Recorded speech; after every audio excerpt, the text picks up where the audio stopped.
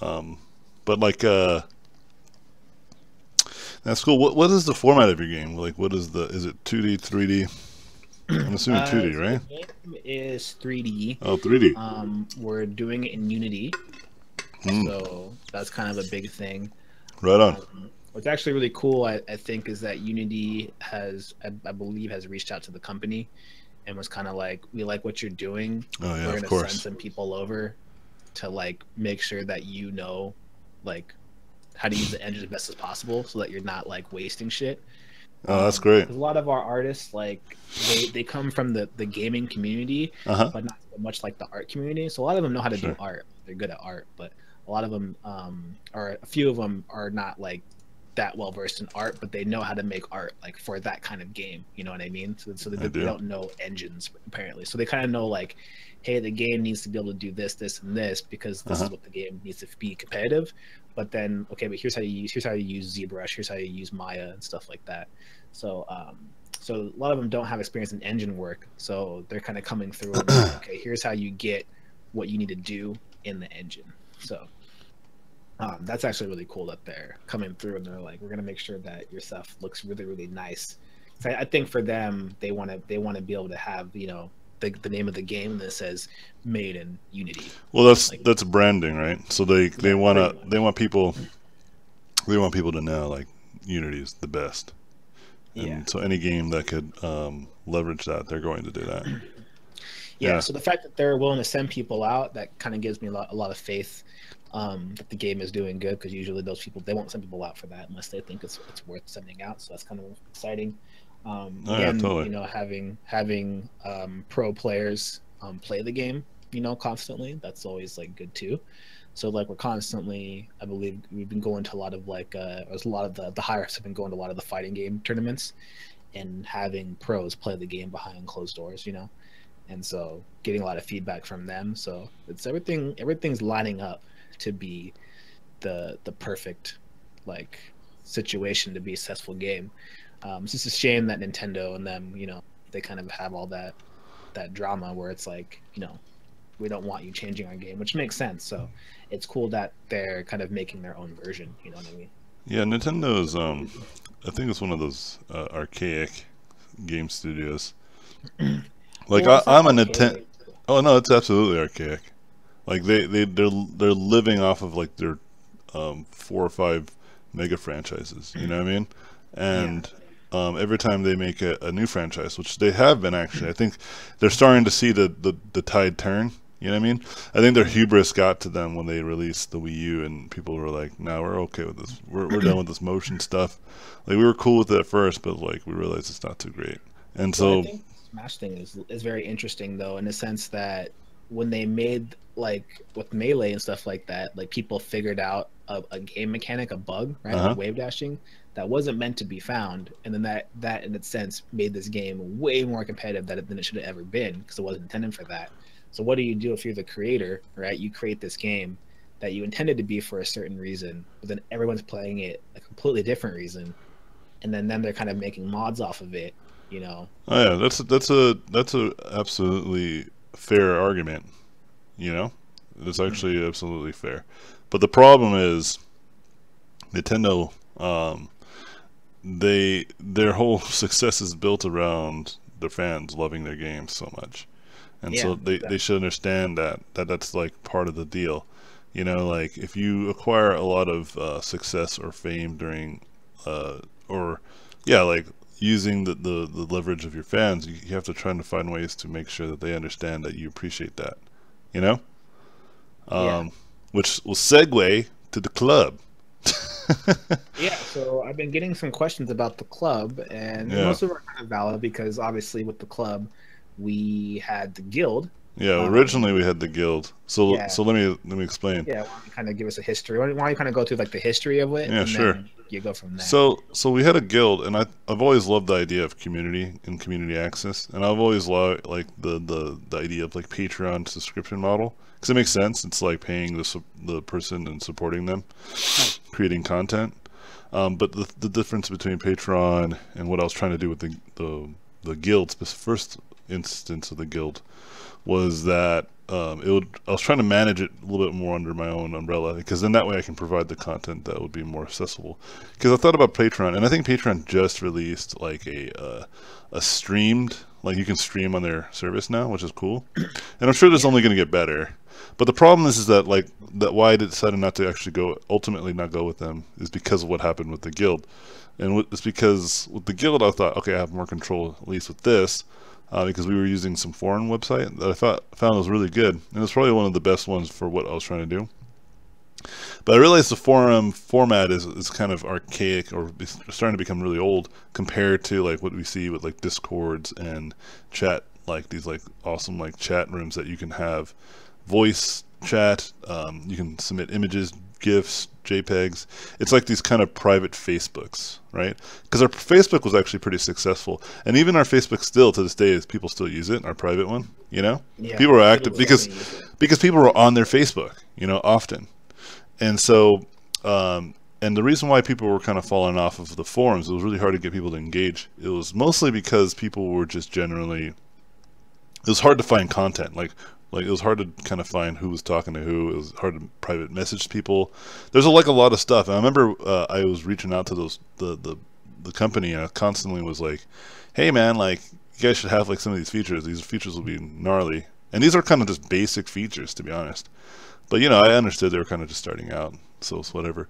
But there was an overhead cost of maintaining the website, so it was hard for me to kind of justify maintaining it. So I just kind of left it barren. I mean, it was alive and people can still access it and get access to all the videos and what have you, right?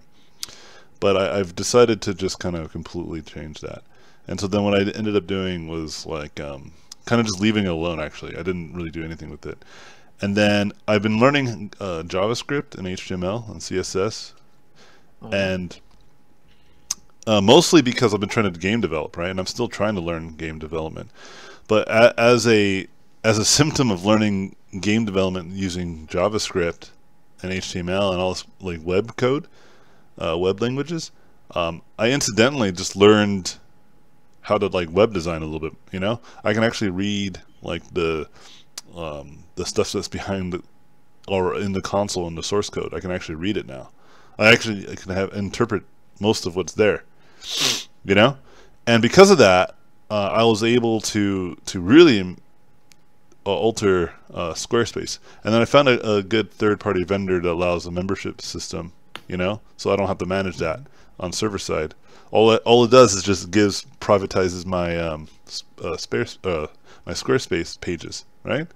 And that's all I really need. And then I just make my Squarespace pages kind of the way that I want them to be, and that's what I've got, you know. And it's really easy to update now, or make even some subtle changes. And I'm using a Discord privately for people who want to basically be a part of this private community, you know, because Discord is freaking gnarly, and one day Discord will have video chat, you know, and when that happens, it's just going to be, it's lining up to be much better, and it already is better. It's already like people are already commenting on how much better like the video access was, because remember that before you would have to like dive deep into like a different thread to find just a video, and then in that thread would be like an ungodly amount, and it was really impossible to. I remember that. Yeah, it was really impossible. Oh yeah, Mike, you should sign up. Go sign up, and I'll add you. Well, not right now, but I'll add you later. Wait, sign up to the club. Talk about it later. Yeah, just go to my website. Here, I can just kind of walk people through it if they wanted. So if you go to my website, you can go on the far right. It says login, but for me it says your account, and you can just click on that, and then you can sign up. Yeah, you can sign up, and then once you sign up, I'll find you, and then I'll just add you to the club, because I know you're. Yeah, I know you would be a lifetime member, and so and then like once you have it, you can go to the access by hitting club access. So if you go to Classrooms Club Access, you'll be able to see all the stuff: videos, workshops, projects, study room, right? So if you go to the videos, it'll load, and you'll see that it's just all there, just nice, and like every video with its label. The only problem now is there's no like JPEG representing what's actually, or like no title card representing what's actually in the content of that video. So you'll have to read, but this is like leaps and bounds better. Leaps and bounds better. leaps and bounds better than what we had before. And like I said, I'll potentially be able to probably add search engine within here, like organically, you know? And especially if I start adding hundreds and hundreds of videos over many years, which I For most now, there's likely good will old do. Control F. Huh? So for now, there's good old Control F. Oh yeah, yeah. There you go. But like, but yeah, you can if you click on the video. So you have a wide screen. So if you have a wider screen, you have to. I actually talked to the people who are hosting this. I was like, hey, is there a way I can get this? But I might actually just code it out myself. I might look into it sometime this week and just code the scroll bar out. But if you just scroll down, then you can full screen, and then you can watch the video tutorial. Like, awesome. And if you're on your phone, if you go to my website and log in, you should be able to watch it on your phone or any kind of mobile device, which is like super dope, you know? And, you know, I'm going to have live workshops, and all the live workshops will be recorded and then put onto here, onto this part of the site. Right now I'm using all the mentorship videos and tutorials that I had, right? But there will be live ones, which I'll mention on the Discord, and it'll be private, right? It'll be like a bunch of people there, and I'll just basically do tutorials and do demos live and just take questions and stuff periodically. I'm going to try to do it weekly, at least once a week, at least about an hour to 2 hours, right? And then projects is made, is basically to replace kind of the challenges thing that I had before. Oh, this is like off. I need to fix that. Yeah, I'll update you up when I get back into the, you know, the mentorship stuff again.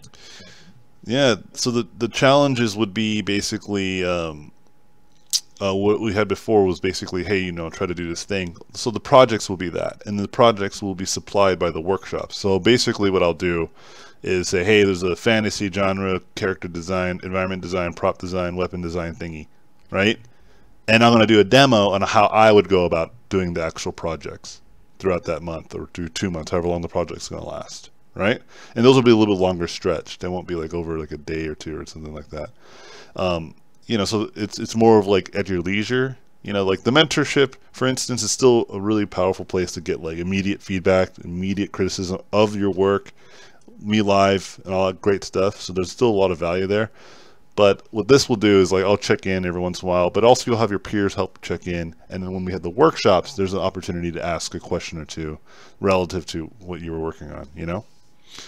And then the study room, I think, is something that's really great, because what I'm going to do over the many years is like I'm going to be making games. But as I'm making games, I'm going to be learning how to make tools that will be useful for artists. So I made like this tool right now that's kind of just like a form study room, right? And the lighting and stuff is just kind of basic, but yeah, you can go here, you can adjust the lighting, you can move it around, right? I had a tool like this before, people liked it. It was called Art Habit. So now the 3D rendering isn't like, you know, V-Ray or Keyshot, but it's good for just like a live web thing, right? And it's good enough, in my opinion, for people to kind of understand basic forms, right? And then you can change out the different objects. And what I'll eventually have is probably sliders replacing the numbers or like the arrows and stuff for hotkeys. And then also I might replace some of these with like characters, like busts and stuff, you know, which would be really cool. Mm-hmm. And so then people have an opportunity to practice like painting busts and what have you. And then this tool right here, I think I actually made there's already a version 2 of this where you can adjust the what you call it. You can adjust the contrast, I guess. Yeah, the diversity of this concept. So this concept basically is this: you take the red, the gray, and the dark, and you treat them as focal point, secondary read, and then tertiary read, right? And then all you have to do, I think, in this one, you have to press 1. I think I have it as 1, or do I have? I forgot which one I have. But basically, you press 1, then try to design. Yeah, let's try it. 1. There you go. So you press 1. See, so there's like this weird arrangement of design, right? So take a screenshot, and then basically it creates a new window, screenshot, right? Copy image, paste this bad boy into Photoshop, which I'm just going to actually do right now. I'm going to use this and do my rest of my demo using this. I actually started my last stream like this, but then my baby decided that I'm not allowed to do stuff. And so my whole stream last time was just me talking with you guys while my baby was trying to be comforted by me. But yeah, so this is like a way to challenge yourself to design, right? And this is just a study room, like a room to just study, practice, you know, give yourself something to kind of do. I'm going to try to create other tools that maybe can create thumbnails that you have to do. I might like embed other sites, cool stuff, like there's like character creation stuff. So I might, you know, find or create my own create random character generator thingy, you know, and then just build a bunch of this stuff that you just go there and then you can just click on what you want to do and what you want to use. And once I get to like probably a lot, if I get more than like a 4 or 5 of them, I'm probably going to just tab these so they'll be like in their own little page. The one that I did for a workshop, I did like taking a couple of shapes and making compositions out of them. Yeah, so I could do stuff like that. I could take like the random shape brushes that you've made, right? And I can like export them out as PNGs and then put them on like a plane, right? Or I can make them a PNG and put them in just like, because I'm using 3D software, right? And so then I can just have the code skew it, right? And then randomly place it. That's pretty much what this is doing. And then I just have a button to press take screenshot, and then bam, you got like random composition generator, like no problem, you know? And so I plan on doing that. I'm like taking these tools that I'm learning, right, to make my website actually more intuitive, more valued. And then I'm also trying to learn how to make actually make things. So even if at the end of the day all I did was like make videos and tools, and in workshops every so often, there will still be a tremendous lot of value just being here because of the community and the tools, you know. And I have no doubt that I'll keep making tools. And I just redesigned my my game website too. So if you just go to robotpencilgames.com, I have like these little like floating astronaut dudes. And so my whole idea again is rapid iteration with games. And since I've been focused on the launching of the club and raising my little babes, you know, I haven't had enough time to get back onto Ultra Mech Showdown, but I think this week I'll be able to now. I think I've accomplished a lot of milestones I was trying to have for myself, you know. I was getting a little too carried away with the game development, man. I was like really in it, man. I was like loving it. But now I think it's kind of time to get back into it. But yeah, you can like see I like have it like it's all 3D. It's cool, you know. And it's floating. And if you click on these will actually take you to a game. I made this game called Piggy Pop. Actually, I need to get rid of this. I forgot to get rid of it. It's fine.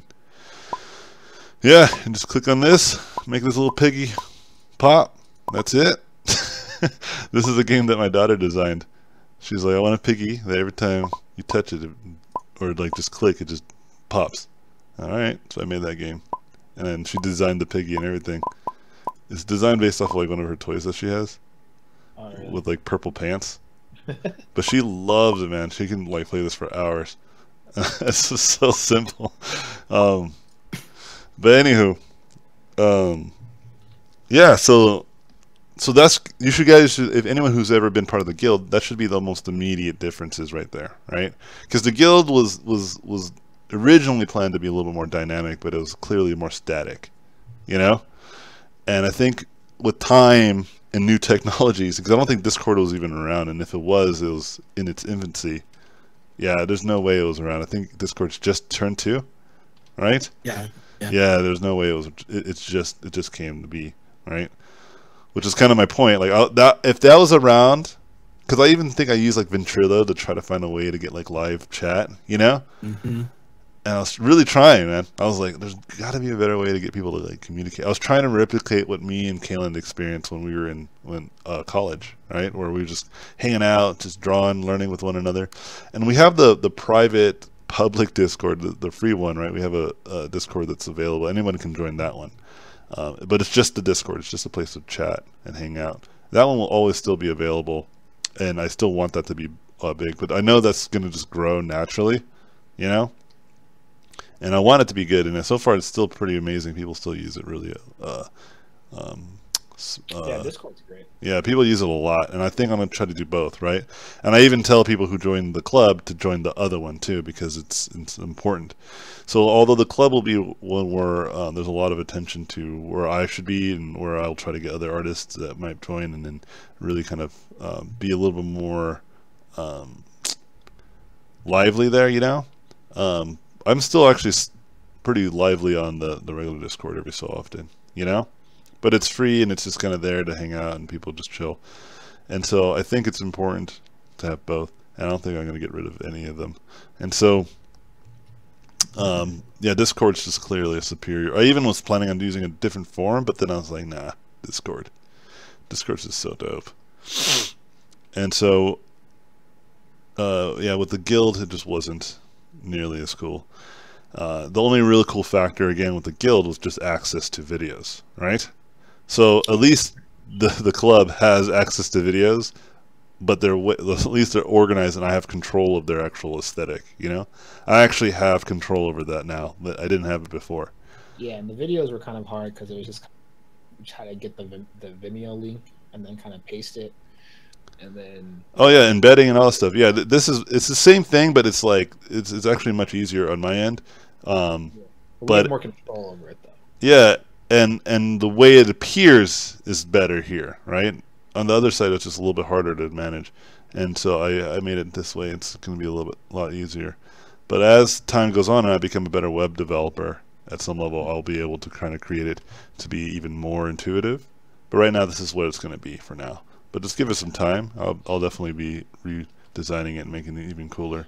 The Robotpencil site for environment design is still there, right? It's just not public. Yeah, it's not public. No. Okay. Yeah, right now, and I've actually like got rid of a lot of the videos too, just because I wanted to make sure it's a fresh start. I didn't want to put you into any responsibility of that. But when the time comes, yeah, we'll put this stuff back on there. But it's just like Kalen's doing his own thing nowadays, and a lot of people still message me and they're like, "Yo, dude, Kalen though." And I'm like, "I know, man. It's not my fault that he's a rock star making next gen amazingness. I can't control him, man." I plan on coming back. It's just nope. I felt he's like I moved wanted on. To, you know, just learn some shit. And nope. Do some stuff for myself. He hates y'all. He's moved on. Dead. I'm dead. He doesn't think you guys are cool anymore. Nah, I miss it. I miss. That's probably like one of my favorite things to do, especially because I feel like every other month, like someone messages me and is like, "Oh, I dude, got a job," and I'm like, "What?" And they're like, "Dude, I got a job from your shit," and I'm like, "Oh man, that makes you feel awesome. That feels awesome, dude. It is awesome. Yeah, you do good work, Kalen. Yeah, that's no brains. Yes, I will be back. Don't worry about it. So for those of you who want to ask questions, by the way, if you go to my website, there is a stream chat room. Now, if you go there, it looks like some people are already writing some questions. If you go here, it should be on the stream banner too. But in case you didn't read that, if you go to the stream chat, robopencil.net/stream chat, you can just write your questions here, and this makes it much easier for me to go and read your questions and answer them. I think these last three are older, so I'll just kind of like skim through them later. But yeah, I mean, if you guys have any more questions about anything, feel free to ask. But you know what I want to try to do with these streams, I still want to do streams often. Streams are a little bit more loose, a little bit more free-formed. So with that being said, let's talk about some stuff. Let's talk about movies again. Anyone see Spider-Man yet? I have not seen it, so don't spoil it. I saw it. I saw it this weekend. Yeah. Did you like it? Yeah, I thought it was definitely, I guess, probably the best one. I don't know, man. Far. Sam Raimi's Spider-Man 1 was really good, dude. Well, not saying that one wasn't bad. I think it was good for that time, but I think it's just kind of probably needs to be a little bit more outdated. I think the reason why it works so well is because you don't have to have an hour of the backstory. Like they kind of just use the backstory. That's actually a very interesting point. So I think that's why it works so well, is because now everything's new. You don't have to sit there and go through the whole thing of like how he became gonna die. Yeah. We've already seen this happen a million times, but now it's like before it was like, you know, a cell phone, you know, recording. Oh, first it was like he got stabbed. You know what I mean? So I think this time it's like we're just gonna focus on, you know who Spider-Man is. If you don't, read some fucking comics. And yeah, we watched the other 17 movies that just came out in the last 5 years. So they kind of treat you like an adult, which is kind of nice. They're kind of like, all right, you know what it's about. Let's just have them start getting into fighting some bad guys and and figuring out how he's gonna fit with the Avengers and that kind of shit. So it's Cool. actually did pretty well. I would say there were some that I definitely enjoyed the first one with the guy from Facebook. I enjoyed that one, not necessarily for the story, but because of the way they fought. Like I felt like Spider-Man fought really, really well in that. Like the way that he would normally fight in comics, the way that I imagined him to fight is the way he Sure. fought in that one. But he did a very good job. The fighting was pretty good in this one as well, and I think it was very similar to that game, that game they showed as With Insomniac. Insomniac. Yeah, like a Dude, lot of that game. kind of that cinematic stuff, like you kind of get some of that feel in the movie. So I was like, dude, this is kind of exactly what I imagined playing that video. That's probably no accident. Yeah, it's probably on purpose for sure. Yeah, I'm like super excited for that game. So full disclosure, man, Spider-Man is my favorite superhero. Out of all the superheroes, he's probably my favorite. I've loved him when I was a child. I loved almost every single one. I even loved the new ones that came out with Andrew Garfield. I just didn't like I think the third one with Sam Raimi, but there's some obvious reasons why the third one wasn't so appealing. Because I think they were going through, wasn't it the writer's strike was going on? There was also just like some conflict in the. It just got a little bit weird. But I mean, yeah, there's a lot of stuff. Yeah, there was a lot of stuff. It wasn't because Sam Raimi lost his juice. It's because like there's like a lot of political stuff that held that back. And so I don't dock at some points for coolness, but it did definitely hurt.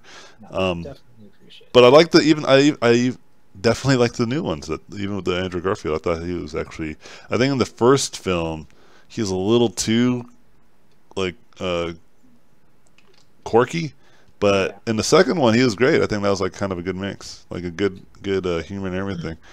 But I haven't seen this next one, but just from my impressions from just looking at it. He looks great. He looks like perfectly casted for the film. Yeah, like he's a kid. You'll definitely like Donald Glover because he's in there. Oh, sick. Yeah. And so spoilers. Yeah. Well, it's not a spoiler because you see him in the commercials. I didn't see him in the commercials. But yeah, I thought it definitely did I definitely enjoyed it. I thought it's probably one of the better ones of. It actually is pretty funny because there was a recent interview with the guy, the Spider-Man kid, whatever his name is. I guess he went to school undercover in America. Yeah, I heard about that. Yeah, just to make sure that he understood what it's like to be in, just like good research, because obviously he's super British. Method. Yeah. Yeah, and I guess a girl called him out on it. And she's like, you don't go to high school here. Yeah, pretty much, and was like, okay, what's your deal? Like, who are you? And I guess he told her that like, oh, I'm in this role. I'm playing Spider-Man. I'm gonna be a superhero. And I guess the girl was like, all right, like you're stupid, and didn't believe him. And was like, this kid is dumb. Like this kid's on drugs. And then I guess lo and behold, she probably found out later on. Was like, yeah, oh, shit. Too late. That guy was not joking. But I imagine that'd be so weird though. Like if you're in high school and like this guy looks like 25 and he's just hanging out and he's not really doing the homework and he's like kind of like, yo, what? I'd be like, yo, who is this kid? Why is he not doing homework? Yeah, who's this 30-year-old looking dude in here? Like, no, he definitely looks like a kid. I think he is still young too. I think he's like 19 or maybe even 18. I don't think he's old. I think he generally is a teenager. Maybe he is in his early 20s, but like super, super young. Anyway, because like just to give you contrast, like I think Tobey Maguire was in his mid 30s when he played Spider-Man. So he was just like he clearly was not a high school kid. Yeah, these people were not young. And I think even Andrew Garfield was 30 when he was playing. Yeah. So it's definitely nice to have that part in there, and yeah, I think it's gonna be pretty good. They definitely did it right. I'm kind of excited for the. I was actually kind of coming into it with kind of like, oh man, they're gonna f it up. Yeah. But then I left it, and I was like, you know what, like it's usually one or the other. Either my fiance enjoys it, and I don't like it at all, and I'm like, this is stupid. Or like I enjoy something and she's like, I don't get it, and I'm like, what? That's genius, right? But this one, like we both walked out of it and was like, dude, I like that. She's like, I like that too. Right? Like, Spider-Man. we'll come out of like Transformers, and she's like, "Oh, I thought it was awesome." And I'm sitting there like, "Really? Like that was not even good. Like I don't understand what's going on anymore." I'm like, the first one I'll give you a pass. I'm like, but like after like the third one or the second one, I'm like, what? But then this one we both like. I think that's why it was good. Like it reached all audiences. Like it had a little bit of everything for everybody. I think that was like a very very well done film. So Right on. definitely. Oh, go see Baby Driver. Actually, if you haven't seen freaking Baby Driver. Yeah, I heard that one's good too. Yeah, Baby Driver is by Edgar Wright, and I don't know if you know who that is, but he did I do. Fuzz. I do. So he's like that's really is really good. It's definitely like a very kind of artsy film. It's very different. So I'm glad that was like he put something out there that this is different. Yeah, he worked on Ant-Man too, and then he got kicked off. It's one of those deals where I think Ant-Man would have been even better if he was still around, but like whatever happened. It's the same thing I feel is going to happen with the Han Solo film. Like they had the guys who did the Lego movie on it, right? Oh, and they were making it too. And I think that they would have made it great. I think maybe they thought it was too humorous, but you don't get it, man. Like humor is a great tool to make people care, like give a damn about your characters, and they would have made us really like that movie would have been great. Speaking of Han Solo, that guy that plays Baby Driver, I feel like he's like a young Han Solo, like his character. Yeah. Just his Well, they might be recasting because apparently the actor they got already is not cutting it either. If that's the case, Oh, they should really? get the guy from Baby Driver because he's literally like his entire like his demeanor, his swag. I'm like, this guy's like a young Han Solo. Like this guy could totally be Han Solo if he wanted to. Yeah, it could be anybody, to be honest. There's a lot of great actors. You just gotta just buckle down and just make sure the synergy's right. And I think that's what's happening. They don't feel that the synergy's right, so they're like moving around a lot. Whatever. Planet of the Apes movie. Yeah. You know, with that being said, let's talk about some because I remember once Mike was talking about how there's like a lot like much to play these days, but there's like a lot of really good games that are just in the indie world that I've been scoping out. Dude, I haven't played any games. I haven't even played like Overwatch in like 2 months. I haven't done like I've been playing everything on my I bought a Game Boy SP. What? Yeah, to play. You know that game Advanced Wars? You ever play that? Oh yeah, of course. Yeah, so I literally one day like just woke up and was like, dude, I love playing that game and I don't have an SP anymore. So I literally bought an SP off of Amazon and I bought that game and I've been playing this game for the past like 2 months now and I forgot just how much replay value it has and that's all I play now. Like I play it for like a little bit before bed and I haven't touched like Street Fighter. I don't touch like Overwatch. That's the game I play right now. Like that's my shit. Yeah, so that's what I'm saying. Like, there's a lot of just like some of the old school games. They had a lot of character, man, and I think the indie game dev world, they're kind of in that world, right? And I think it's gonna. There's this idea that there's potentially going to be a collapse of indie game dev because there's so many people making indie games, right? So it's like there's gonna be the indie apocalypse, is what they're calling it. And I doubt that that's actually going to happen. I think there might be like there might be a drop, but what's going to happen after the drop is going to be a bounce back. Just very much like the video game industry. The same thing happened with the video game industry. There was a boom and then everything collapsed. But then guess what now? It's like the biggest and largest thing. There was the same thing with the mobile platform. The same thing with the internet even, you know? And I think all that's going to change in the next decade. And a lot of indie games are going to take over a lot of AAA money, because what's going to happen is people are going to stop buying in on these AAA experiences. They're going to buy in more on these niche experiences. Very similar to what's happening, like very akin to what's happening with Netflix. So whoever develops like the Netflix of video games, and I don't mean GameFly. I mean like something. I mean it could be GameFly. GameFly could evolve into that platform. Who knows? But you know what I mean, where you just all you have to have is access to internet, and you can have access to tons of games, right? Like you don't have to download them, you just stream them, and they run like flawlessly. You know, that's the golden ticket there. And when that happens, you're going to see a capsize, because a lot of the reasons why people, I mean, it could be Steam. Steam's already kind of doing some fun stuff with that, but whoever does it, is all I'm trying to say, is on the right track to the future, because once that happens, right? people are going to prefer that over going to buying games or preferring like to log into the Origin account just to play one game, right? And it's like, no, like if I can have one platform that I can play all these other games that everybody just kind of universally agrees that this is dope, let's just use this, right? It's going to change. It's going to change a lot. And when that happens, just like Netflix is like, yo, like you want to make a movie that's set in like the 80s about, or 80s or 70s, I think it was the 80s, involving like female wrestling, you know, like do it, you know, and it will do well because people are like all about it, and that's what's happening. Like Netflix is like taking over because they're just like they know that people don't give a damn about like, all these particulars. I remember even you told me like the only reason why you have cable is because of sports, and if sports was like on Netflix, like you would just completely get rid of it. No, because sports have always had like a contract, kind of like a monopoly, and that contract recently ended, and so now, that's why like the PlayStation TV and yes, that's right. Stuff, all those things are coming out literally because of that, because the contract ends. So yeah, otherwise I would not have it, because everything I can just watch on Netflix or watch on YouTube or watch on my Hulu or Amazon, because I have Amazon Prime, and I'm like, oh yeah, well, I always like forget how tight Prime is. You have PlayStation, don't you? You should see how dope it is, because it might already be time for you. You might already be. I've looked into it. I'm still like waiting. I'm that guy that kind of waits like a year until after they work all the bugs out, and then I'm like, all right, now I'll do it. So I'm usually like, I usually never get something on the first try. That's safe. That's fair.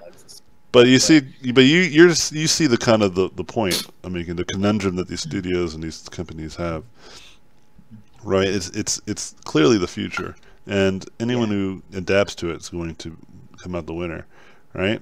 And like Amazon is, like you mentioned, Amazon's like on top of all this. Like they're very aware, and Amazon could be the one. Steam's pretty progressive in terms of like they're very adaptable, you know, and they're very supportive of their fans and the dev teams, you know, the people who make games. You know, like I remember someone was like complaining, like why don't they make Half-Life 3 already, or why don't they work on like this next, like all their other games that they've built such a really great reputation for, right? It's because they're actually spending a lot of time and effort helping other devs, you know, and also focusing on some of the games that already exist that they have, like Dota. But they're like actually out to help other smaller studios make sure that they land on their feet. And they should, you know, because if they do well, then their platform. Yeah, absolutely. So it's like you kind of have to. It's kind of like what Unity's doing. It's like, we need you guys to make dope stuff. It's like if everyone's good at making games, then we all win. Yes. Because then everyone, you know what I mean? Yeah. It's kind of like the art community. If everyone's good, then it just raises the quality. Everyone probably gets paid. Dude, it's a good. I was on the other station this morning, and I was just like, man, dude, are you serious? Like, did ArtStation artists just get like extremely good overnight? I wasn't paying attention. Not to say that they weren't great before. No, they're just. It just like, it feel like it escalated. Like there's some amazing artists on there, and I was like, holy, like what is going on here? Did like a secret a secret crew of people that just said, all right, we will all post on midnight on July 4th, the Independence Day of America, and we will show these America. I mean, you look at just, again, think of, not to play the old dad card, but when we were in school, there was like a massive black like art book, like that's like, right. Like if you had it, you were like, you were the shit. That's right. Yeah. Like you're like, who's got the massive black art book? Yeah, you're right. Like Mio has it. You're like, dude, let me look at it. Right? It was like it was very like obscured. Yeah. Now it's like, if you wanted to learn, if you remember, like we used to sit there and be like, how does Craig Mullins paint this? And we're like, I don't fucking know. And we just sit there and try to figure it out. And then be like, just sit there and we wouldn't even figure it out. We just look at each other and be like, all right, let's just give up. Literally, like I used to people, I'm like, how did you learn? I'm like, honestly, it was blind leading the blind. It was like us trying to figure out like Carlos Fuentes like rendering techniques, and then you going like, oh, I think I figured it out, and then Edgar like, nah, I think it is like this, and then eventually you just learn a shitload of stuff. Now you can literally type in like how to render like robot mech in color, in perspective, and it will literally show up. Before you couldn't do that. You just had to hope that you met Rob Sevilla in life drawing class, and then he would show you shit. You know what I mean? You had to hope that you met Carlo, because if you weren't a part of that community, like there was no way you're gonna learn shit like without having just to draw a lot. Now, of course, people are good. It's like you can like. There's some times where I'm drawing shit and I'm like, I don't know how to draw that. I literally type it in. I'm like, oh shit, there really is a video for this. Sweet. And I'm like, dude, this is awesome. Yeah, I am. As I'm learning web design, like it's kind of like I'm getting that experience of what it would be to learn something new, starting pretty fresh, right? Kind of like what you're explaining right now, right? Like you're explaining like this, like if you have access to all this stuff now, like you have like crazy resources, right?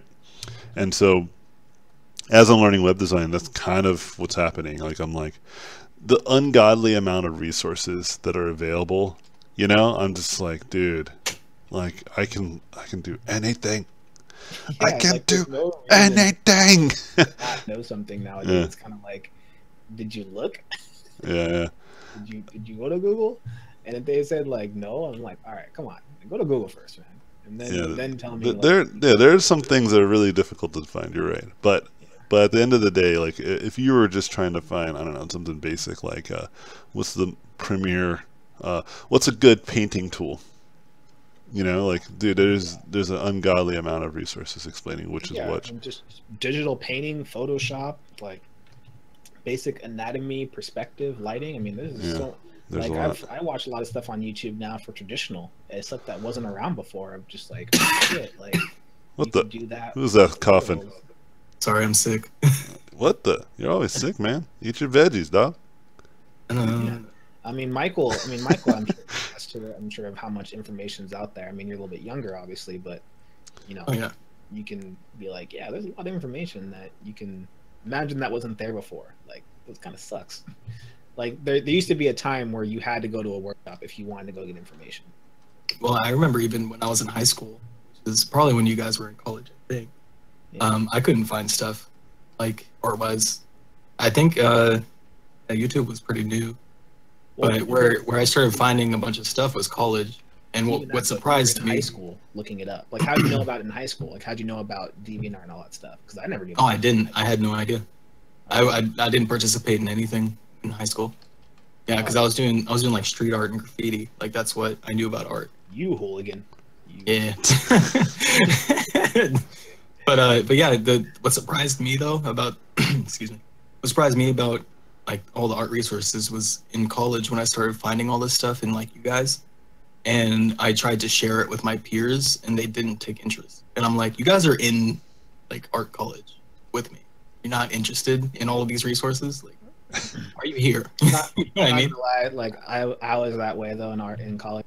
There was a time where like Dan McGowan and Jason were like, "Yo, Caleb, let's go to the C Lab. We're gonna use this program called ZBrush." And I literally like said like, "What is this?" And then they showed it to me and they're like, "Dude, this is the future." And I looked at them and I kid you not, I was like, "This is stupid, dude." Like, I'm not gonna use this program. Like, who the fuck is gonna use this program? Yeah, I remember the UI is ugly. Right? Like to this day, I have to laugh at that because I'm like, yeah, like that was totally You're me. Like such I looked a at fool. that program, and ironically, because Dan McGowan but the one thing too is that it wasn't just me. A lot of people were in the same boat. They were like, this looks stupid. But then of course, what happens? The portfolio show happens. And Dan McGowan is like the only one that knows how to use ZBrush. And then an Exile comes through and they're like, "Yo, you do this in ZBrush?" He's like, "Yeah." They're like, "Yeah, you're pretty much hired." They like hired him on the spot because he was the only guy that was using this program because there was no one using it at the time, but they knew how important it was. And so it's like, yeah, I was the guy that was like, that will never catch on. Like 5 years later, it's like the most integral fucking part of video games. That film in the world. Yeah, literally in the world. Like they get something that wrong. Good thing I didn't like talk too much shit on it, but I was like, yeah, that'll never catch on.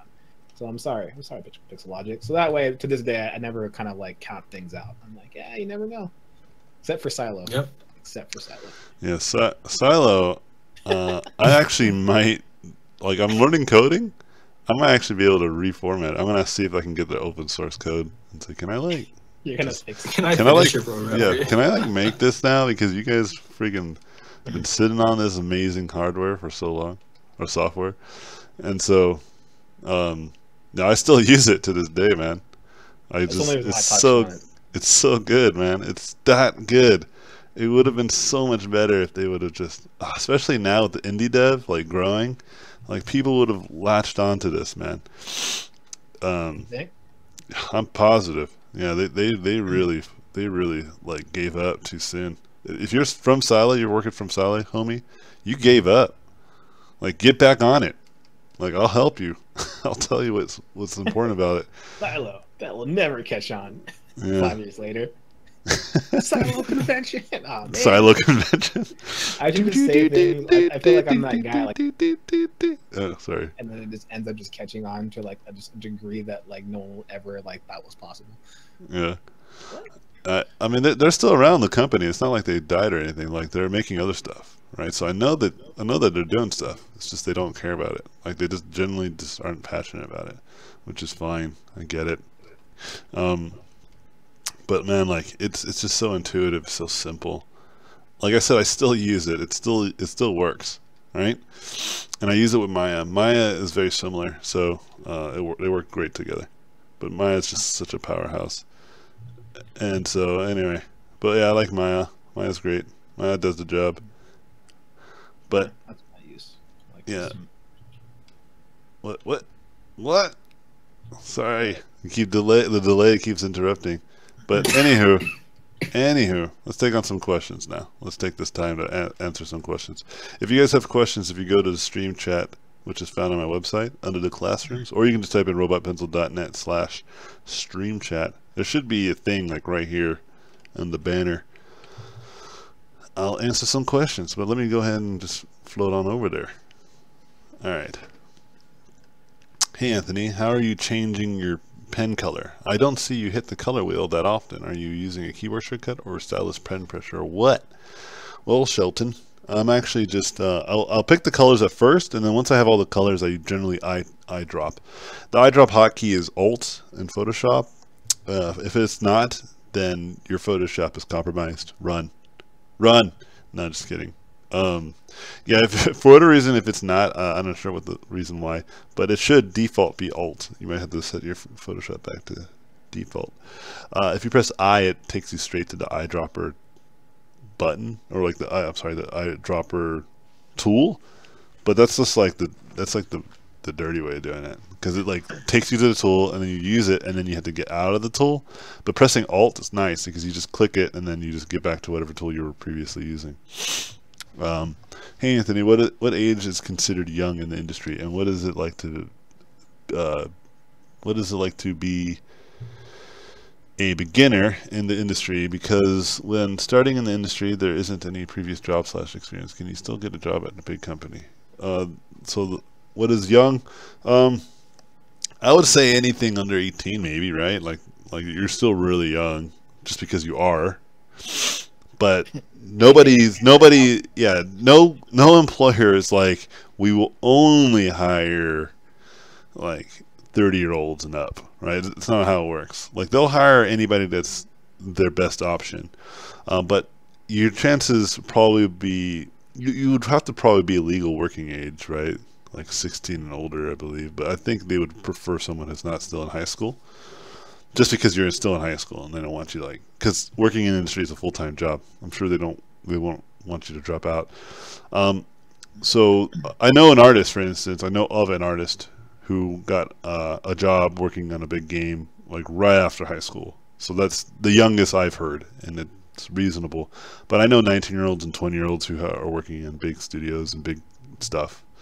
And in terms of on the opposite side of the spectrum, old, like, again, nobody cares. Like, as long as your work is good, that's all that matters. And if you're not a crazy or super naive, people will hire you. And then what about job experience?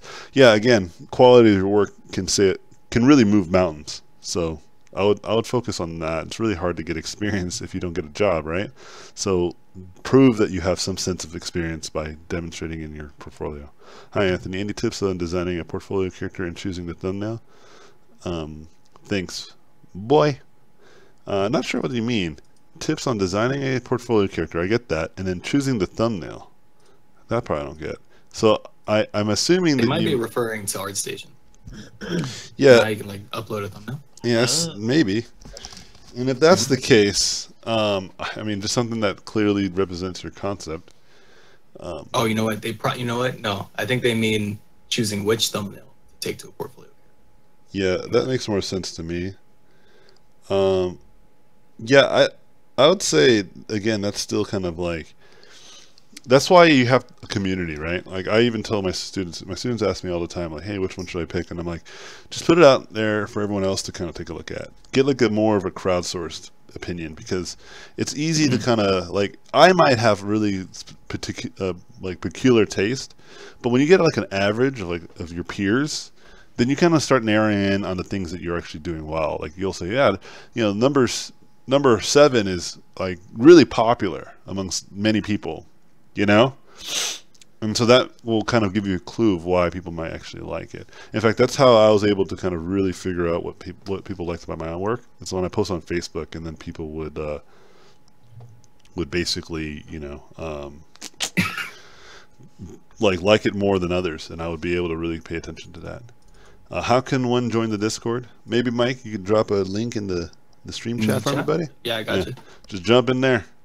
It's temporary, so jump in while you can.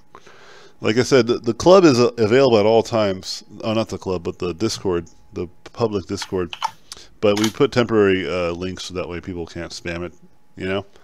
Because we want to kind of have some sort of funnel and some sort of control over how many people can join. Good day, mate. I have a very yes or no question. Is your sketching ability based on liking Peter Hahn's dynamic sketching course? Just the looseness looks similar. If not, what kind of courses / teachers have you studied under? The first answer is I've learned a lot from Peter Hahn, but I wouldn't say he's the only one. And then that kind of leads to the second one. There's so many, dude. It's kind of like what Kalen was saying. We just dug. We treated like finding art like digging for gold. You know, like we would dynamite mountains. We would like take, you know, mine carts to the darkest and deepest parts of the mines. We would like take a pickaxe to the walls for hours on end until we found it. Just finding a nugget of gold. We said people died. Yeah, we lost people on the way there, man. We lost a lot of people. Yeah, we lost them. We lost them all. Yeah, poor Edgar. In the trenches. Poor Edgar. He never made it out alive. He never made it out. He was trying to find the render brush, and he died. He never found it. He's still in the mines, lost. But yeah, that question's too large for me to answer. But I would say yes, many. Okay, so if you ever feel like I don't know who to study them all, man. The thing you should focus on is focusing on what you prefer doing. Right, that's really what it comes down to. But where you get that information. Man, yeah, go for it, man. There's all sorts of great information everywhere. Batman is better than Spider-Man in every way. To each his own, all right? Everyone has their opinion. You're wrong, but, you know, you can have your opinion. Hey, guys, my question is, we see a lot of job applications that there's a certain number of years or experience in the requirement section. Should beginners and artists apply for the job even though she has no experience but industry standard portfolio? I'm going to paint a little bit, and then I'll come back to the questions. Yeah, I answered this kind of a little bit earlier, right?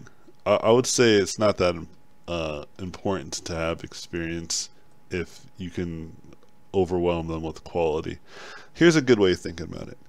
If your work looks better than the people that are already working there, or has something different that the people that are already working there don't have to offer, you know, your lack of experience may be overlooked, you know, because you're demonstrating some sense of work ethic that most people just don't have.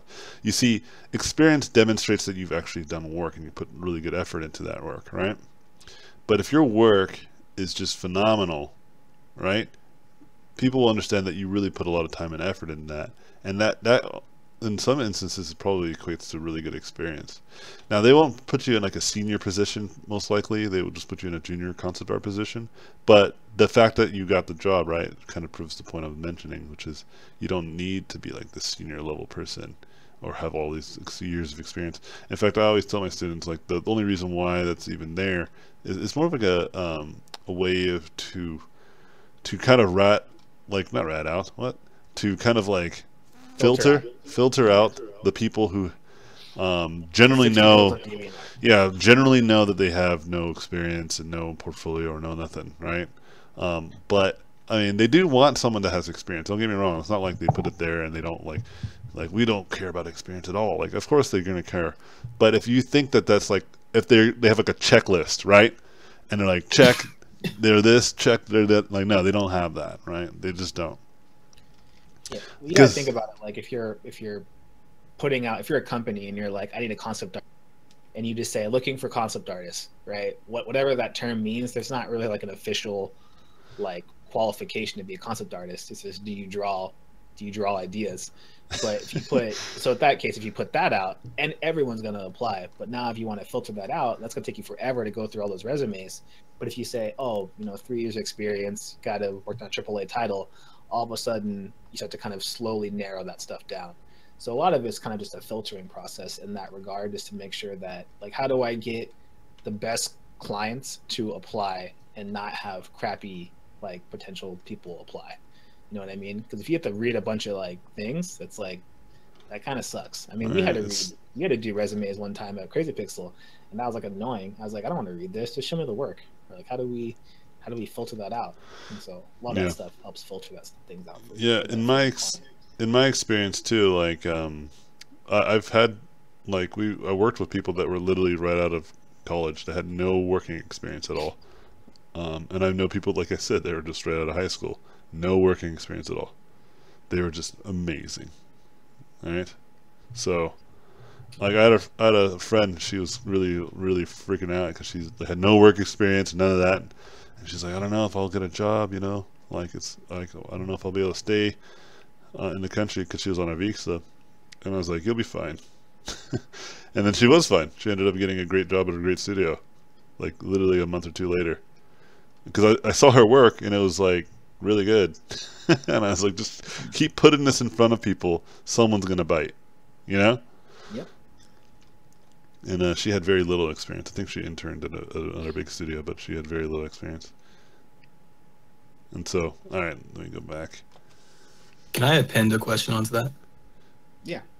I want to ask about you guys about resume stuff, because you guys talk a lot about how they don't care about your degree, but how much do they care about your resume if you don't have any work experience? Like, what am I supposed to put?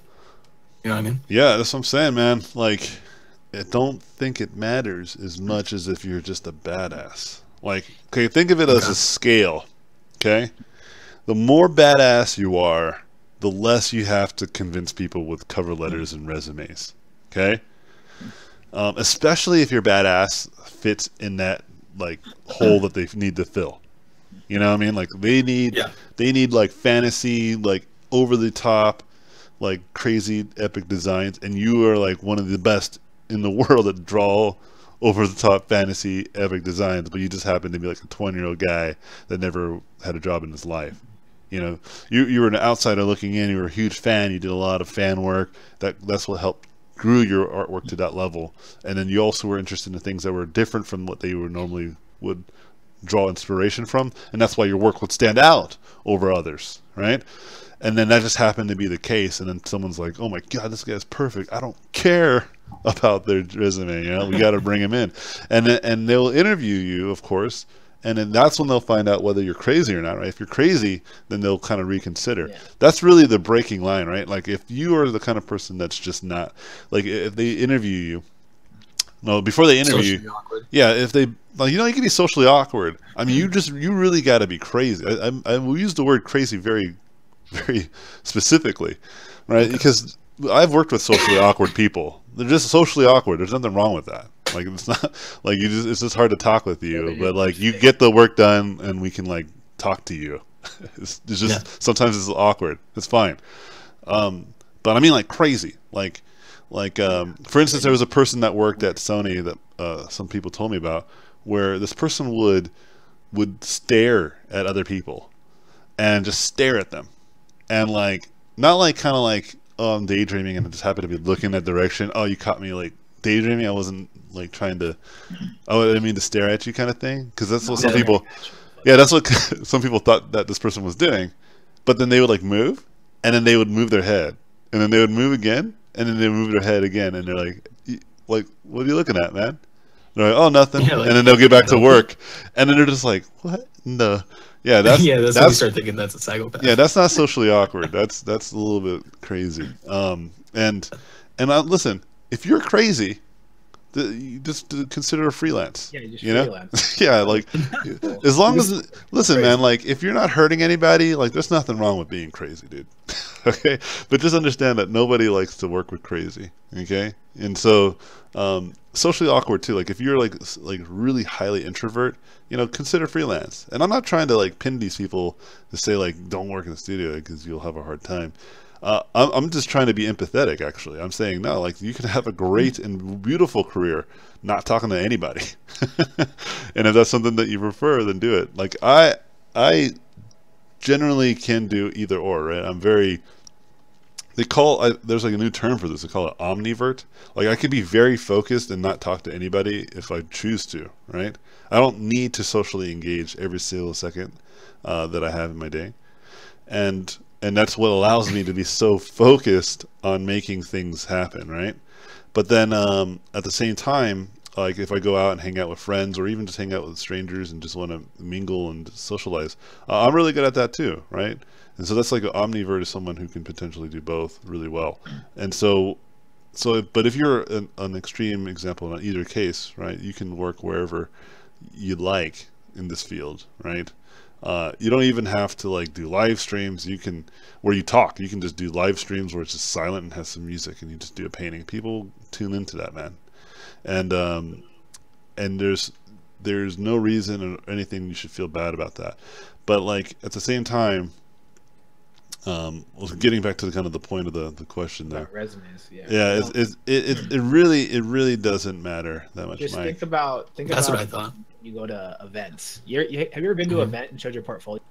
Like, no, I went to Comic-Con once and showed a couple of things, but it wasn't. Like... So to anyone that's ever curious, that's ever been to like an event where you show your portfolio, if you had to guess, what do you think they ask for first? Your resume or your portfolio? Of course, portfolio. It's your portfolio, and usually the way it happens is literally these steps. You go, hey, I'm Michael. Hi, I'm so and so. Hey, what do you do? I'm a concept artist. They go, oh, I'm looking for concept art jobs. And they go, oh, well, we have some openings. Let me see your portfolio. And they literally look through. They'll go to the first page, second page, third page, fourth page, and then they'll usually stop and they'll say, do you have a card? Do you have a resume? And then at that point, they're probably serious about talking to you. Yeah. Because at that point, like, why would they take your resume and not look at your portfolio? And your portfolio sucks because the resume is just words at that point. You can say that you worked at Blizzard and Riot, but if your portfolio is like kind of shitty, it's like, okay, something's not lining up here. So usually it's always, even when I go to events and I show stuff, like I show it on my iPad or whatever, I'm like, here's my stuff. And they go, hey, do you have a card? Do you have a resume I can give to my HR people? It's usually for HR, for their records. But if you're already talking to the art director, you're kind of skipping that phase anyway. So you will need a resume at some point if you do actually get hired, because you do have to give that to HR. They have to put it in their files. Formality. Yeah, it's just like social stuff, so they can't get sued later, so they have to do all that stuff. But again, they're not even going to take that if the portfolio isn't strong. So literally, I've never been in a line portfolio review or a job kind of thing where someone's like, let me see your resume first. No, look at the work, and if the work is good, they go, let me see your resume.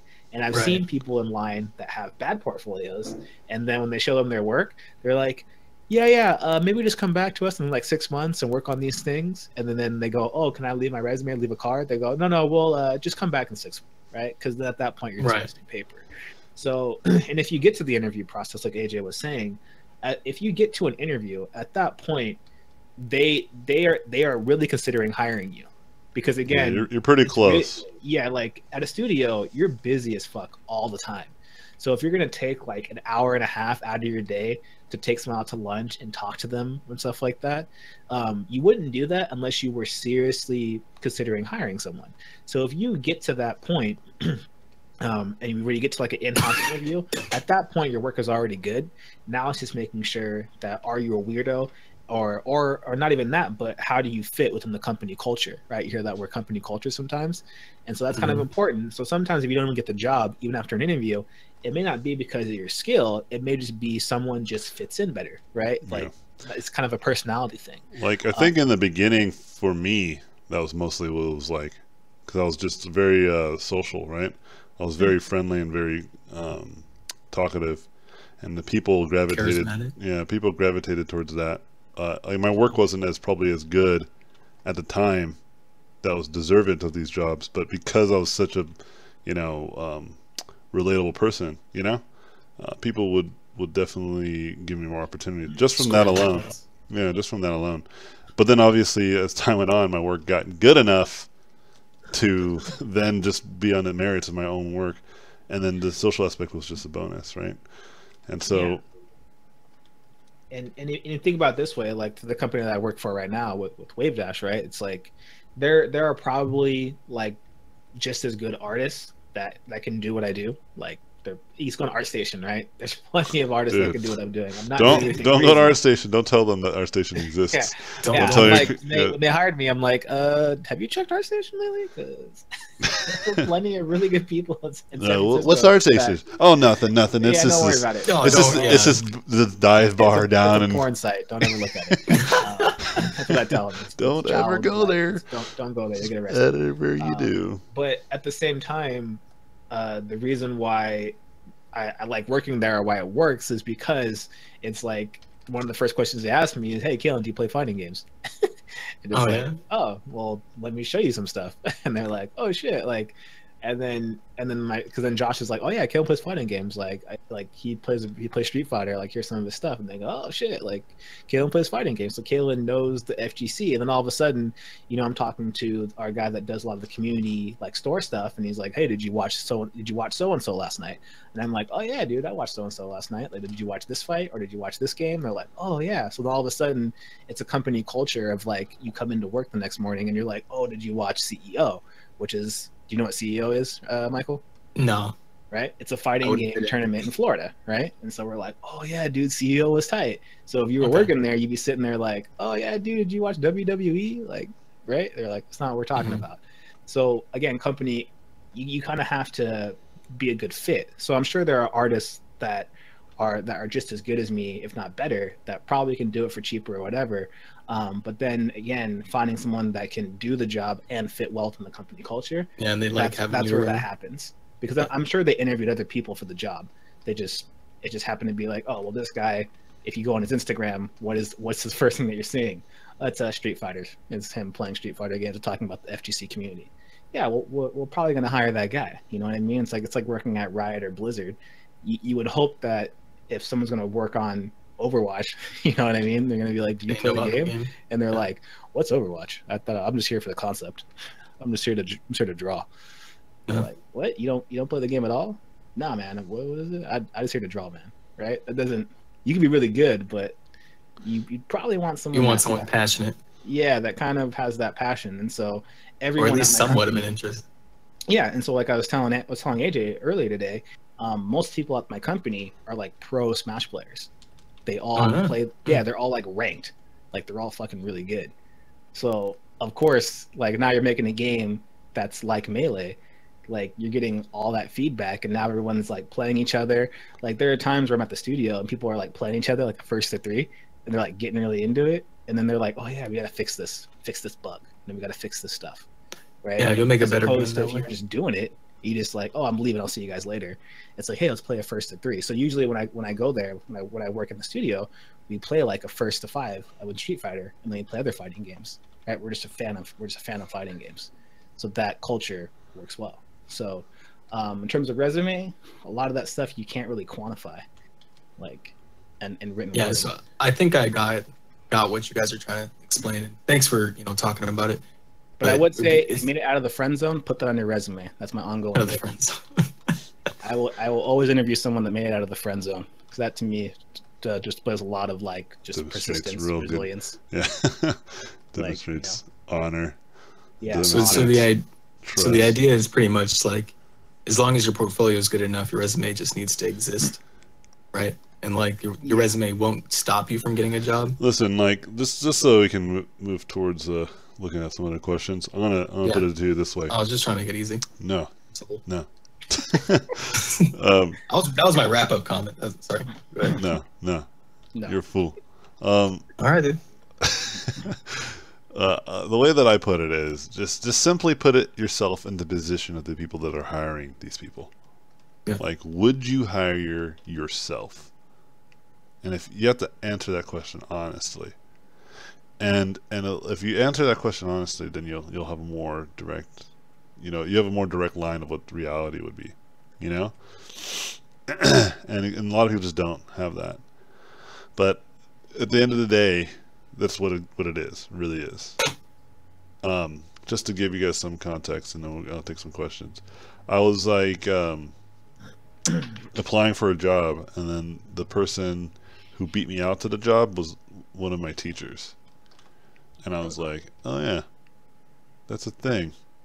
So you have to realize, Mike, that if we were to both, like, I can apply for the same jobs that you're applying for. You understand?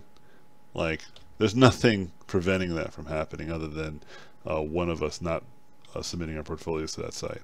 But again, it doesn't prevent them from finding my work. You know what I mean? Yeah. And that's just how it is. And so I don't think I've ever had to compete against one of my students in terms of a job, because I rarely do freelance, and when I do, it's usually because I really am big on the project. But there are times where I'm just like do freelance, but never is it like, oh my god, Mike's also applying for this job, There was a time where I was applying for a job and I beat one of my online friends. That happened, and I didn't realize it. It was between me and Marco Neller. It was actually great. I think about you and me with Fire. Oh yeah, that too. Actually, you're right. AJ stole my job. Yeah. So see, that's what I'm saying, man. Like, and this is my best friend. I didn't mean to, man. But to be honest, I think he dodged a bullet. And so, but let's talk about the Marco Nella thing. This is a great story. So we did a workshop together in Colombia, and it was great. We were talking about, the industry's a small place, and then Marco was like, yeah, let me tell you guys a story. There's this job that I applied for, and I really worked towards it. I'm just kind of paraphrasing. He said it really awesomely, but I really applied, and I did the art test, and I thought I killed it.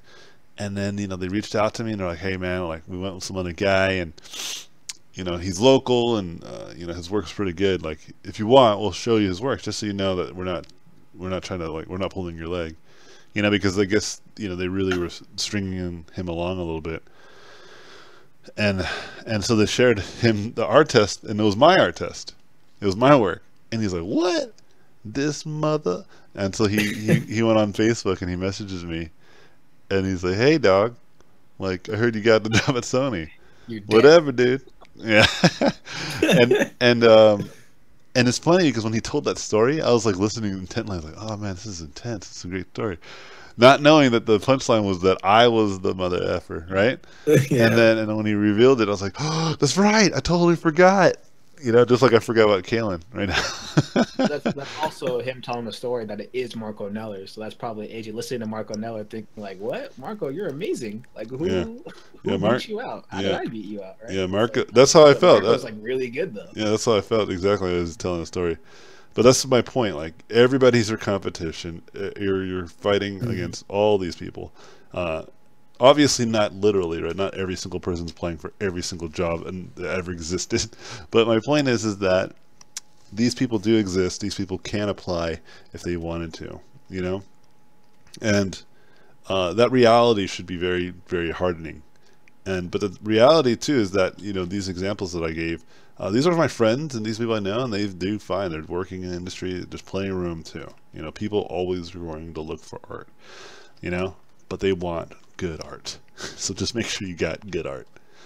Nobody's going to hire somebody and be like, I think this person in 2 years is going to be exactly what we've been looking for. They don't have the time or resources to afford that. They just don't.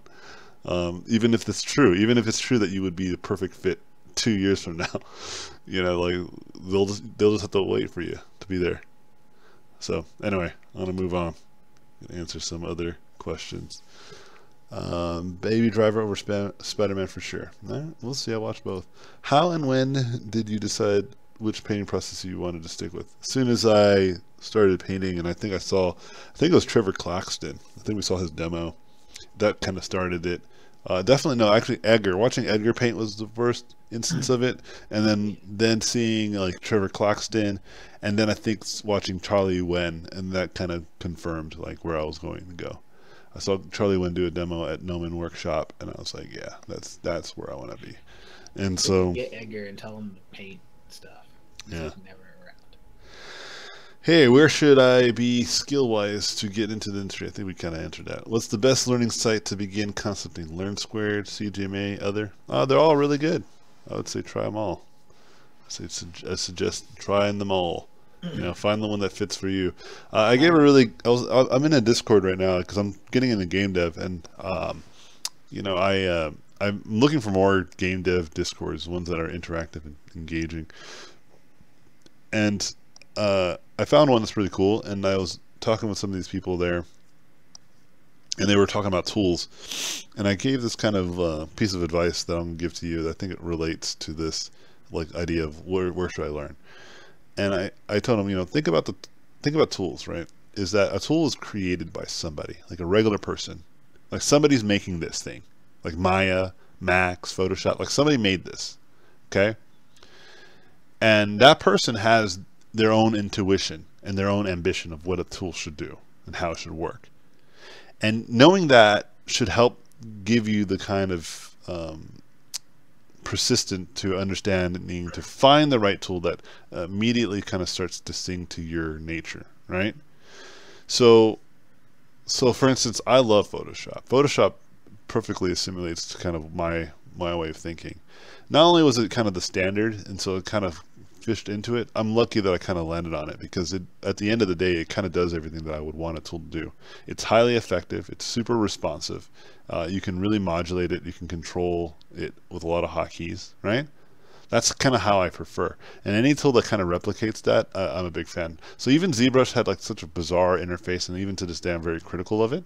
They do allow you to kind of really manipulate it at a very extensive rate, and that's really powerful. So all I did was basically simplify ZBrush. I stripped everything away, and just only put hotkeys to the most used tools.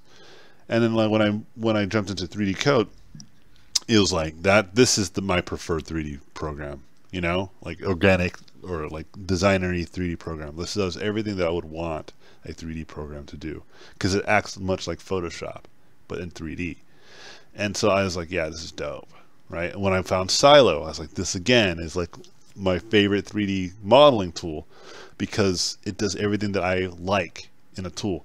Highly customizable hotkeys.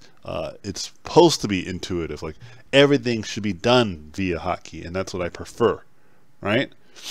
Even right now, as I'm learning JavaScript, right, I decided to stick with brackets for now. I saw there's another tool called Atom, and brackets to me it works just as fine. Like as of now, maybe it's because I'm so naive, but for now it's perfect because I don't have enough knowledge. And Atom it just seems way too confusing, and so perhaps once I've learned more, then Atom will become. I'll be prepared to accept it, because then I'll be like, man, I wish brackets can do this. Man, I wish brackets could do that, and then I'll find this external software is like, we hear your complaints about brackets and we think that this is what it should be. And I'm like, oh yeah, let's do it. But what I'm a big fan of is simplicity and ease of use. And any tool that kind of does that, I'm usually naturally attracted towards. So there's, again, same thing. Game engines, I found like a series of them, but I ended up using Play Canvas. I stopped using Unreal or any of these other ones, not because they're bad. It's because this one sings to me the most. And once you find that tool, forgive it for its shortcomings, right? because if you get caught up to the shortcomings, then you will immediately deviate and just find another tool, right, and then lose focus entirely again. Yeah. Every like I said, every tool has their mistakes and has their flaws. So once you find one that kind of immediately, or even one that you just like, it didn't maybe immediately attend to your kind of intuitions, but over time you kind of did, stick with it. And if you think about that and now apply it to what your question was around, which was like, where should I learn from? It's the same thing. These different schools are made by people, and different people have different philosophies on how to teach.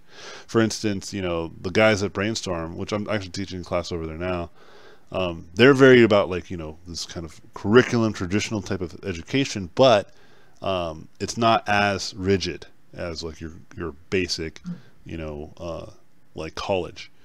It's very dynamic, but it has a curriculum and has like a standard of living, if you will, in terms of what the students are expected to do, which I like. But then my mentorships in my classes and stuff are the opposite, really. They're not necessarily super rigid. I don't necessarily pin people down if they don't turn in all their assignment. My focus is on personal development, right? Like Mike took my class, and one class, my whole critique was about helping him with his hands, right? Yep. It wasn't about painting at all. It was about him stop the pain in his painting, right? Like I was like, maybe we should try this and check in next class. Well, tell me how it goes. Because to me, that's more valued, because if he just keeps at it, he'll get good eventually, no problem. But what really is my philosophy as an instructor is to really focus in on people's weaknesses and perspectives and try to shift that so that they can keep painting, keep working, keep motivated, keep inspired. But more importantly, I always tell people, be patient and resilient. And so that way, because that recipe is intuitively going to make people amazing, right? And so, but that's me, right? And then there's like CGMAs, which is more supposed to be like accessibility. You have these sprints of education available to you at a very modest cost, right? So like every school has their thing, right? Like Learn Squared, their agenda is that, hey, you know, masters learning from other masters, right? So there's all this stuff, and there's a lot of value to be learned from each and every one of them. And in this instance, I think it's actually valuable to learn from every single platform, because every teacher is different, right? It's not like if you go to this one school that you will learn everything you need to learn. No, like it actually is best in this instance to learn from any and every avenue possible. I remember when I was doing my Gumroads at first, and the Gumroad burst, right? The Gumroad boom, and I was like, hey, everybody should do Gumroads. And I remember one of my artist friends reached out to me and says, you know, AJ, like, aren't you afraid like people are going to stop buying your Gumroad tutorials that other people have like the same kind of Gumroad tutorials? Like for instance, like I had like let's say a lighting demo tutorial, like how to light things, right? And let's say artist A or B decides to do a demo similar to that. And I said, no, I'm not afraid of that at all, because everybody has their own interpretations of what that means, right? And a student's not going to be like, I just got this one video from AJ and I'll never need to watch any other video from any other person ever existed in this world. It's never going to happen, never going to be true. They're going to want to watch whatever they can and get information from whomever they can, right? So case in point, I'm learning from 7 different people right now, game dev and web design. You know, they don't know that I'm learning from them. I'm watching their YouTube videos, right? But there's 7 different people, completely different philosophies, because I'm trying to average out what the general consensus is of what good game dev and web dev is, you know? And that's only going to expand as time goes on, as I find more and more niche people. Like there's some people that I saw, they're talking about some other like person, and I was like, who's that person? So I Googled them, and then I found that person. And I'm like, oh, this is amazing, you know?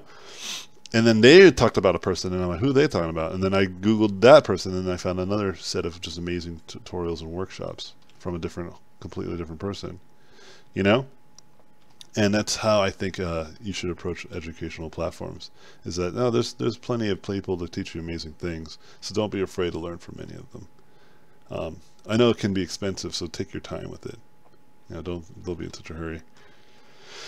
All right, going to take these last one. How does one decide to work at a studio? versus work for yourself? That one's a hard one. I don't know if I have enough time to answer that. But the reality is to that question is, you got to kind of know yourself, and I think experience in this instance helps a lot. Meaning, like, try both. Try working for studio and try to work from home, and then you have more of opinion to kind of just justify. Raphael, Anthony, you're a true master in skipping my questions. I'll just cry again. What? I didn't skip your question. Anthony, how did you design and get better with your concepts? Oh, did I skip your question? I did. I see what you always keep growing and getting better. Sorry about that, man. I kind of answered that though, Raphael. So don't be that mean. I study a lot of things, man. My wife was asking me. We were watching this video on the way home before the stream, and I was watching this video about talking about social media being addictive and the psychology behind it. And then my wife was like, "Do you think you're addicted to social media?" And I was like, "No, I'm not addicted to social media. I'm addicted to information. Like, I just can't stop. Like, I'm always watching YouTube videos and tutorials and reading articles and just trying to learn. And that too can be detrimental. Anything, too much of anything is bad for you. And so I made this laundry list of stuff that I kind of lost track. I think my baby kind of capsized my schedule a little bit. That's probably why.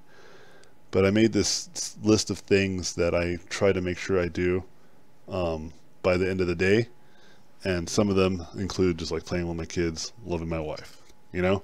Because sometimes my whole day will just be driven by, my whole day would be driven by just work and studying. And so I kind of want to avoid that because it's really healthy to kind of not do that all day. It's good to kind of just let your brain rest. Know what I mean? And so, yeah, I do a lot of studying, Raphael, of all kinds of stuff. Maybe next time I'll answer that question more thoroughly. All right, I think that's all of them. What? I'm trying not to cough. Sorry. You can cough. Just take it outside, man. All right. Anyway, hopefully that answered any questions people may have had on the club too. Earlier on, we were answering those questions. With that being said, though, appreciate y'all. Thanks, Galen, for hanging out. Thanks, Mike, for hanging out. Thanks for anyone else who happens to be in Discord hanging out. Appreciate you. And peace out, friends. All right, we're gonna say goodbye to the Twitch fools. Bye, Twitch fools. Later, Twitch homies. Guys. They didn't hear you. Okay, the next people that we're saying bye to is Facebook fools. Bye, Facebook fools. They heard you. And then last but not least, the YouTube fools. Peace out, YouTube fools. See you later.